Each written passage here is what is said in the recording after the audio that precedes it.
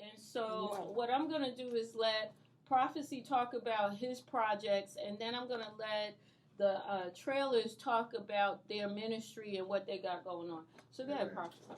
All right. Got a few things going on. Wanted to let everybody know about. First off, please make sure that you are getting on the ArnoldSportsFestival.com and checking out the Kids and Teen Expo. A lot of these kids, man, do not have the regular support of the community. A lot of these kids come from out of state when they're actually entering into the talent show. And one thing that I wanted to do is bring a lot more attention to our inner city schools. Right. So some of the schools that I'm associated with, that I teach our artist development program with, I was able to pull off a talent show at their school and take those top students and have them enter for the talent show for the Arnold Kids and Teen Expo. So out of about maybe 15 or 10 students, or 10 to 15 students, we got 3 of them that are sitting in the top 10 right now for the Kids and Teen Expo. So they have the opportunity of winning a $3,000 scholarship, whole list of things. But yes, please get on there. Make sure you get some tickets. We have a ticket giveaway, not this Monday coming up, but next Monday, the 17th. So everyone can get on. How old you got to be for that? Oh, the talent show. you need a $3,000 scholarship. I just need a ticket. That's all right. Oh no, anybody's invited. Anybody's invited. Okay. Oh yeah. Parents and kids alike. So we have a ticket giveaway, not this Monday, but next Monday, the 17th.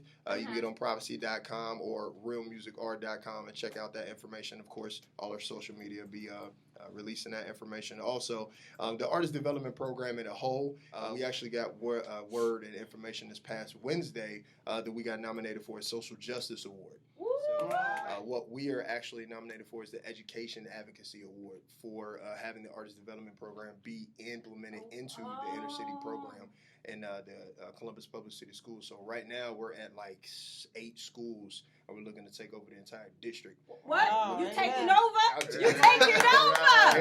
You taking over? Yeah. So it's not just particularly trying to get kids into music. It's trying to let this generation understand the truth behind hip-hop and how the positivity and how it can be affected in the right way. And that's so true, because I think what happened is that for some people, rap music was supposedly degrading toward women and degrading. But before that happened, there was always a rhythmic type of poetry before it was called rap. Right. Okay. And social justice was a part of it. Right. Economic justice was a part of it. Right. And it was also a part of what we were, in our generation, we really weren't a part of that. But when it came to like Martin Luther King, and during that time, don't smile, you wasn't there. No, I'm trying to multitask right now. I'm multitasking. So I'm like, you weren't there, me neither. Neither one of us. Right. But the thing is that come on now. there was always a rhythmic poetry. Right. Now, just because we call it rap now does not mean that it doesn't have the same influence nor power. Right. So by you giving it a voice again in a positive way, that's powerful. That's really powerful. Right. That's just right. That's just the way it is, because a lot of people will automatically look at hip hop and say it's negative when you're not understanding that country music is the exact same way, rock music is the exact same way. Like these genres of music bring that same negativity. Okay, you're right. Go ahead. They bring the same negativity, but because how our justice system has exploited hip-hop, it's turned it into this, multi-billion-dollar corporation of just negativity. Right. So I'm, battling the secular and battling the ministry is a tough battle. Right. Trying to, again, prove that you're not a part of this, but also prove that you're a part of the right thing. So I was like, okay, well, you know what? I'm not going for the generations that's over me. I gotta go beneath me and correct them. So by the time I'm older, and that's so. See, the thing is, anytime you want to take over a nation, go after the children. Right. And that's what the homosexuals did. They went into the libraries. They went after our children. Right. Because they know if you doctrinate children at a young age, that's so powerful. I'm about to preach that about the witchcraft. I hear you. But the thing is that what you're doing is actually undoing a lot of things that are already in place that are negative. You're bringing a positive into a negative and you're about to empower people. That is awesome. God is blessing. That's what we looking to trying to do, push more into that. Like I said, one of our main goals is taking over the entire district as far as the school systems, and then also into the fashion as well.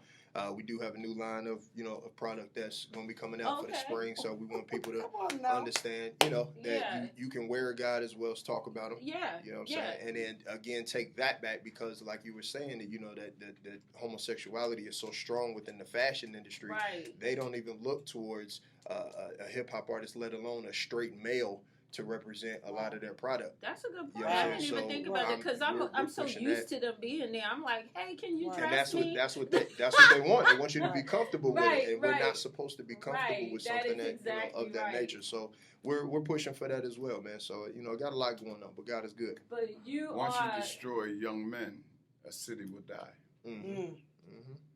True. The young men don't live, your city will not survive. And that's amen. That's true. So now that you have branding coming out, you are winning awards. Now, see, the thing is that he don't really talk about it, but he's already an award winner. Okay, so he's already won awards for just his rapping ability. He took that and pivoted off that, built a team, and then now he has branched out. So tell us a little bit about what's going on with the school that you have, the training, because a lot of people are interested. Are you on this camera? Oh, yes, I am. Okay, a lot of people is interested in your classes, and come on now, tell them how to become part of it, what the criteria is, on and on. Okay, so the Artist Development Program, ADP program for short, is two versions. We have the older version and youth version. Okay, and so the older version is what age group? 18 and up. Okay, and the younger is 18 and under. Oh, you could be 2 years old. Well, 18 to 4th grade. Okay, good. Sorry about that. Yeah. Okay. Correct. Yeah. Can't teach a baby. That's your responsibility. responsibility. Like he was rapping. I heard him. Right. That's my baby. Yeah, that's right. my baby. Y'all know what you're talking about. So right. So the older version is a 10-week course that is based online. And each lesson is based on 3 principles. So it's ministry first, or 3 activities in a session. So it's ministry, business, and then a management activity for writing technique. Right. So you have multiple ways of being able to demonstrate your writing skills through all of in ministry skills through all 10 of these lessons. You start on a Sunday, you turn the lesson in on Friday night, and you go 10 weeks straight. And it's supposed to build consistency of your marketing, your branding, your artistry, and your writing technique. Right. So one of the lessons, or one of the activities on the lesson, it'll say, write a verse with 10 words that start with the letter H. Right. And you will be surprised on how many people can't do that. In regards to that. And it's like, how do you expect to be an artist if you can't write anything? So that's one. Hold on. Oh, okay. This might be a call just for you. Oh, God then bless. It might be some cray-cray, so let's pray. Okay. Praise the Lord. This is Evangelist Waller on the Highest Praise Gospel Talk Show. Hi, hello. Okay. Well, we don't understand you. Sorry. So, go ahead. Yeah, so the youth program is based off of 6 weeks. And the first 2 weeks, we introduce the history of hip-hop and where it came from. And then the 3rd and 4th week, we work on the actual technique of writing. So we develop themes for the kids to be able to write about. They come up with 2 of the 3 themes. And then the 5th and 6th week, we record, and then all the kids go home with a CD. Wow. So, yeah, back in October, we had like 278, 279 students. And I know because I count them all. So, yeah, we went through 7th and 8th grade for Linda McKinley High School, and 4th, 5th, and 6th grade for Windsor STEM Academy. So okay, let me try to get this call again. I hope this is a real person. So with the with the artist development program this last semester, we were able to, like I said before, select some students to be in the top 10 for the Arnold Kids and Teen Expo, and it's very exciting because they're hip hop artists, and they're the only hip hop artists in the lineup, and they literally are writing everything. They put the beat together, they arrange the record, and they're a force to be reckoned with, truthfully. And they're only in 8th grade. Wow. You know, they're only in 8th grade, and I would pick and work with them before I would pick with any other adult hip hop artists in this city. Right. Just because they have the mentality, they have the hunger, and they're not letting anything stop them. That's the thing, and that right there, I thought it was interesting the last time you came, because one of the things, this happened to me not too long ago. I was at an event, and a woman got up and she was singing, and she could not hold a note. And I you know, when we left, I said to my husband, it reminds me of American Idol. You know, people who show up with a lot of aspiration, but they're not really quality. And so when they come into your program, that's something that immediately is addressed. How hungry you are. Are you prepared? Yeah. And a lot of people get mad at you, don't they? Oh, yeah, all the time. All the time. Like, one of the things that, especially for hip-hop artists, and this is not, let me state this too, this program is not just for hip-hop artists. It's for any artist, but primarily what we work with is hip-hop based. Right. So let's get that out the way. But, we get artists all the time that'll say, hey, you know, I got 5,000 followers on Facebook or 10,000 views on my music video and blah, blah, blah, blah, blah. And it's like, okay, that's understandable, cool, great, God bless. But here's the aspect of it. Here's the reality of it. You're still not making any money off that. Exactly. So I don't care about any avenue that you think you may control. If you still have a 9 to 5, then you know what I'm saying. You're not in there. It's and that's not saying the 9 to 5 is wrong. I had one too, but I had to sacrifice to make a flip, and then I was able to now do what I do every single day. So I wake up doing music, going to sleep doing music. That's what I do. But it's taken 6 years to get to that point. But I was willing to deal with that because I knew what I loved to do, and I knew God was blessing. So I'm moving forward. Let me ask you a question. Hip hop is a culture, right? Yes, sir. All right. How do you separate that culture when you present your ministry to the religious sector, as they focusing on, you know, gangster rap and so on and so forth? Because when you say hip hop, it's like it's throwing it all together. And if I'm quite liberal now, but I wasn't always. Okay. Come on now. So if you would have came to my church and you would say, hey Rev, I want to bring my thing, I'd go back up, dude. Because in my religious mindset, you didn't fit. Right. Okay, and I couldn't deal with you. I looked at you. Now I'm just being honest. Of course. I looked at you as somebody who was trying to mix the world and the church together. Of course. To make a living. Of course. And I didn't respect that. Of course. But I know now it's not like that. Right. Okay. But I'm saying there's thousands of us who haven't come to the revelation that I have. So how do you separate the hip hop culture along with yourself as a ministry of Christ? Well, the great thing about what God does is He does a lot of work for you, so you don't have to necessarily kick open every single door. Right. So some of the aspects of hip hop I can't get around, but to separate it, I don't go after certain churches and certain pastors and certain things because God opened the door for me.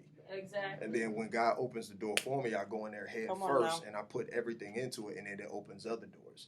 Okay. So to separate is like, because I am based on hip hop, I can't separate what I'm a part of, but it's about letting God do, that front work for you. Here's my next question, Pastor, and I was still in that mindset. If some of my young people wanted to come to you and I didn't understand what you just said, I think the devil was pulling my young folk. And I would preach against you. And I would teach them to stay away from you. What is your ministry to handle that for all the young people that'll be void of the experience of your ministry because of my ignorance of spiritual things? You know what? Young people always have a way of finding what you tell them not to watch and listen to, they always find a way to listen to it. Because the very thing you preach against, that's what they want. Exactly. Wow. My mom told me not to listen to hip hop, and you know, I'm here. So they always find a way. So my thing is, keep creating great product that is blessed, that will affect people. So whenever they find it, they're automatically blessed, and they set on that path. Because see, the reason why I'm asking is because I like for you to expose, because we, you know, with religious mindset, you paint everything with one brush. Of course. You know, you don't differentiate for nothing. Of course. If it doesn't agree to what we're doing, it's of the devil. Exactly. And it gets painted with that brush. And so, you know, because you know, in Pentecostalism, we robbed a lot of young people of athletic scholarships and positions and careers because we were ignorant. Because we thought if they became a professional sportsman, they would be in the world, they'd be in the devil. They couldn't get into the arts. They couldn't get in none. They blocked all of that. They stopped all that. They thought that was the devil's work. Right. Well, praise God. But it ain't like that now. Hallelujah. So before we go on, I just want to let the trailers say something. And then so what you think, Prophocey? Because you sitting there so quiet. I want to hear what you guys think. I'm just taking it all in. I like to listen and learn. Well, what you getting out of it? I want to see what you learned. What? Speaking of bullying, I just got two different sides to it. I got one as seeing it as someone who's older in the youth, and then as an artist. Nowadays, I think a lot of this bullying is fake. I think a lot of this bullying is brought on by society for no odd reason. I know back in the day when I was younger, if somebody was bullying me, I fought. I either won or I lost, and that was the end of it. Now you don't have to be that big tough guy to be the bully against the nerd anymore. You can be somebody who's extremely young and just be playing on Call of Duty and be bullying somebody over the internet. And that has given every single person who wants to be a bully more power. Amen. For no reason. So it to me it's a society thing, because I'm seeing kids now that, again, 4th grade all the way up who say they're getting bullied, and someone said, your shoes are ugly. That's not bullying you, man. That's just that person's opinion of your shoes. Like, you got some ugly shoes. Like, this is what it is. It's a complete difference between what you actually being bullied about. Me, I don't deal with any of that. You know what I'm saying? You say whatever you want. That's fine. I'm still moving forward. But as an artist, I didn't really understand I was getting bullied in the church until it was one of those events where I thought that everything was going to be it was a copacetic. Yeah, it was like a pastor's anniversary or something like that, and it wasn't one of the things that the event that threw me off. It was the specific people that threw me off. So I'm in, if you would say urban gear, hat and everything. I walk in and I sit down, and there's the the choir directors. They wanted you to rap in a suit. Pretty much, with no hat on, and I was just like, "How do you put hip hop in that type of atmosphere? Like that just isn't going to work." So these specific individuals, again, if you want to say bullied me before I got on the stage, but when I got on the stage and got off, those were the first people that said, "Oh man, that was a great job, man." I said, "You know what? I don't want you in my circle, because right now I'm perfectly fine." And all the people who didn't look at me that way are my supporters now to this day. So as seeing it for the youth, I think it's fake. I think it's brought on. I think they, the society somehow has found a great mixture of things. They'll take a couple of sad stories, they'll throw it on the news, and they'll just confuse and scare all these parents to where they're just telling their kids, if anybody says anything or touches you in any way, it's like, yo, if you don't have a bully, you're not going to be tough when you're older. You know what I'm saying? I had to get punched when I was 10 years old. I understand when I'm 23, I got to deal with I don't like when they have an athletic event and everybody wins. No! I don't believe in that. That is horrible, man. Why are you giving everybody a trophy? Nah, man. That's I want to know, what is that? Why are you giving trophies to people people that did not win. Man, that's right. And they're going to say, because it makes That's it not- fair. that's That's not not life. fair. That's not life. It's not life. Not everybody's getting a scholarship. Not everybody's That's going right. to the NBA. Not right. everybody's being an That's NFL right. star. That's You got to right. understand that. And this specifically, Right. Everybody's to not going to the- have a million seller. That ain't Right. gonna happen. It- Who are it these happens. people? Or- I want to know. Who are these people? I have to, people who are weak-minded, who've Yeah. been bullied. That's funny that you said that because I was just asking another guy that played basketball in college. And I'm like, listen, when I played ball, we didn't high five you when you missed the free throw. You sure did. Exactly. Costing us the game. Yeah. Costing us the game. Everybody on the Yeah, team you got got to come and booed, high man. five And you we- for missing. We For missed. missing? We missed the free throw. We had I to said, run. what's up with We that? had to run, and specifically now another thing as far as teaching. That's crazy. I really That's want to crazy. state this. You can't be on one. You have to Right. be on one side or the other. It has to That's be either here or here. If you're going to teach bullying, then teach it 100%. Right. If you're going to stay Gotcha. strong, and stay strong. One of the things that really get, if you want to say, under my skin is a lot of these single black moms are not understanding Right. that if they have a boy, Right. it's a difference between teaching a boy how to be a gentleman. Slow down Wow. with this because this is this is so important. And I really want him to take Come on his now. time. Go I ahead, got go ahead, go slow and look into the camera. Okay, Okay. a lot. Peace and blessings. No, it's a lot of these You know what? single That's black good. moms are not understanding the full development of being a man, Right. because you can raise a gentleman, but to be a man, you need that male structure. Structure, that's Period. That's right. And Man. a lot of these, and fortunately, it's that way. But Right. ask God for that help, for that male subject to be an example. Because Please ask God. people, females ask, well, how do you know? It's like, well, my mom raised two, Right. That's and right. it's me and my brother, Right. and I'm sitting here. Right. You know what I'm Right. saying? So that's a pure example of what Maybe it it's is. just an apparition. I mean, that too. Come on. But another thing is, for these single black mothers with boys, you're not understanding that you don't understand how hard it is to be in a car as a black man with the cops behind you. Come on, Right. son. Right. You know what I'm saying? Right. So Right. Come on, son. you can't teach that. That's something Right. that you have to learn from Right. examples. That is from, good. You know what That I'm is saying? good. So But I have you experience. you have to understand that being a boy going into manhood, there are some things a female cannot teach. See? Sure. And I see it so much in the classrooms. The boys always have more anger than the Right. females. And Right. the way that the boys are structured, the ones that's out, they always push them to the side. I'm like, Right. no. Put them in the middle. I want Right. all the attention on them. And when the Right. attention falls on them, they get quiet. Right. Some of these teachers that come in there and ask me, like, yo, how do you get them to be so quiet? And 2 minutes. Because when you come in, you demand respect. Right. Come on now. I don't owe them anything. Right. They have to get this in Right. order to survive. See, that's so that's the thing. That's what it goes down with. And you know what? That's good. So we were saying a lot of parents who have kids like that, they gotta work and they don't have Right. someone to go pick up the kid when he's acting out with the anger thing. You know what I mean?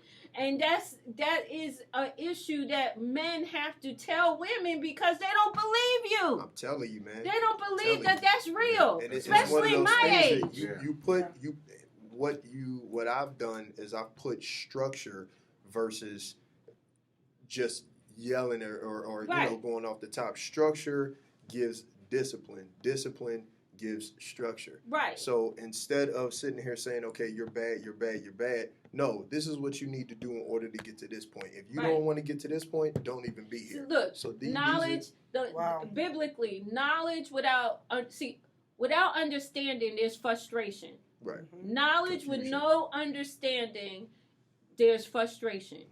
Once you have understanding, biblical understanding, then you can go to wisdom. Right. Okay? Wisdom is knowing how the end is going to play out. Mm. When you have the knowledge, you just know that this is a car.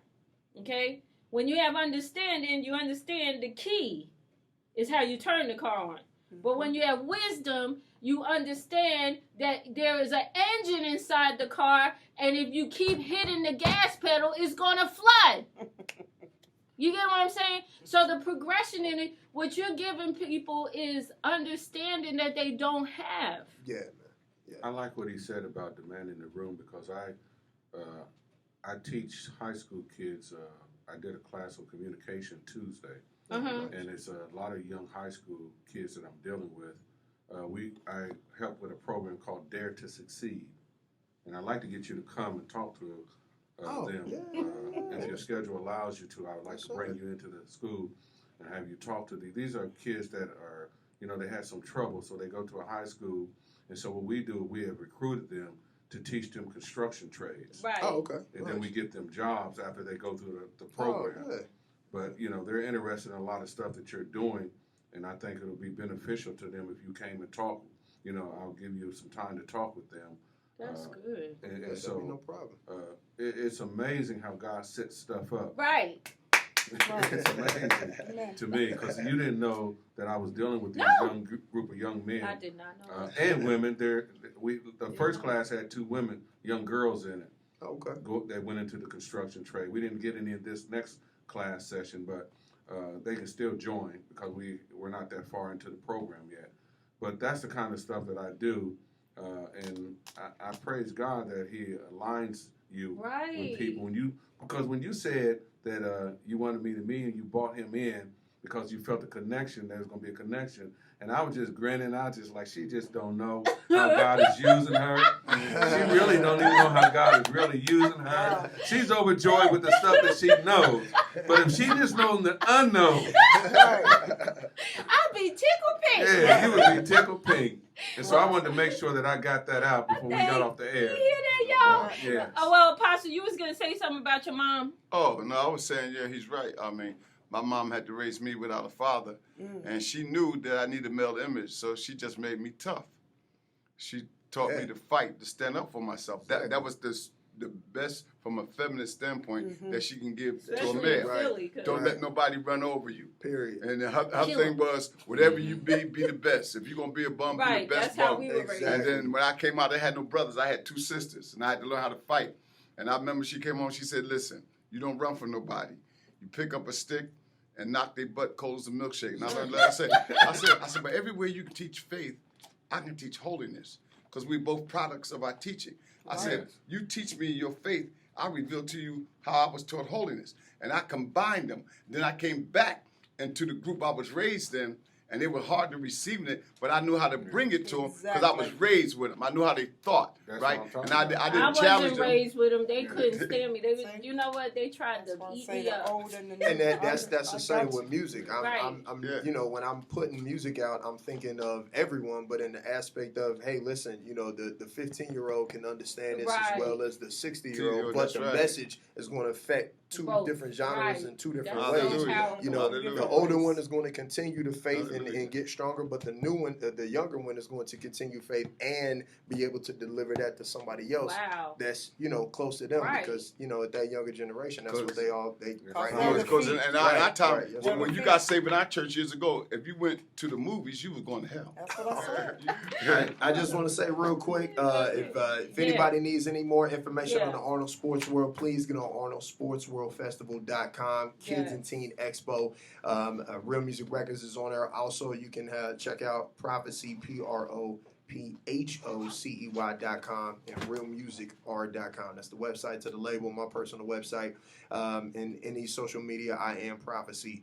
And connect with me, man, and let's make some things happen for not only the city of Columbus, but the whole world. Amen. Praise God. Go to the high